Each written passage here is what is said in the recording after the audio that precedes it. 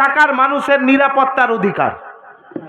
ওই আরজিকর হাসপাতাল, যে আরজিকর হাসপাতাল নানান গোটা বাংলার গ্রামগঞ্জ থেকে মানুষ কলকাতাতে যায় ওই আরজিকর হাসপাতালে চিকিৎসা পাবে বলে, সেই আরজিকর হাসপাতালে একজন ডাক্তার পড়ুয়া ছাত্রী, সেই ডাক্তার তার নিজের কর্মস্থলে, নিজের কাজের জায়গায়, নিজের হাসপাতাল, সেই হাসপাতালের মধ্যে তার সাথে নারকীয়ভাবে তাকে ধর্ষণ করলো, তাকে খুন করলো।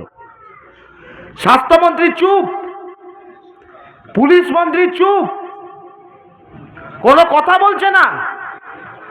যেদিনের ঘটনা তার পরদিনই যখন আমরা খবর পেলাম, আমরা সবাই যখন ওখানে পৌঁছলাম, দেখলাম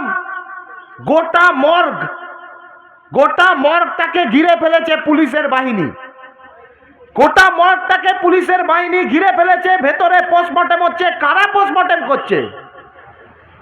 এই সন্দীপ ঘোষের ঠিক করে দেওয়া, নানান হাসপাতাল থেকে নিয়ে আসা কিছু পেটোয়া, যাদের মাইনে হয় সরকারের টাকায়, অথচ যারা সার্ভিস দেয় কালীঘাটের টালির চালকে, তারা পোস্টমর্টেম করছে।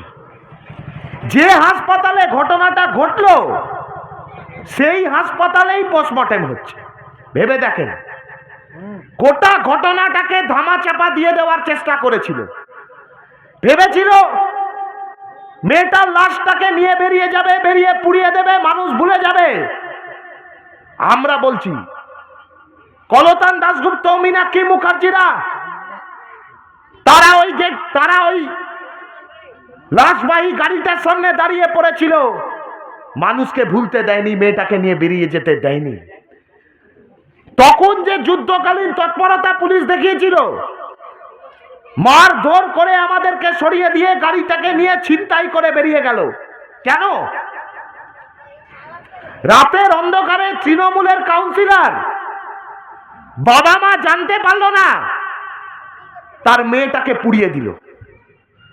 যে মেয়েটাকে ছোটবেলা থেকে গরিব বাড়ির মেয়ে, আমরা যখন ওর বাবা মার সঙ্গে দেখা করতে গেছি, ওর বাবা হাত ধরে আমাদের বলছে যে সেলাই মেশিন চালিয়ে মেয়েটাকে বড় করেছিলাম, ডাক্তার বানিয়েছিলাম, আজকে এই দিনটা দেখতে হলো।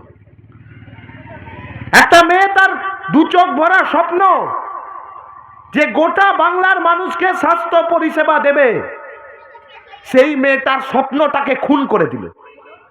কারা করলো? কি করে করলো? ওই আরজিকর হাসপাতালের ভেতরে দিনের পর দিন ধরে কোন অপরাধে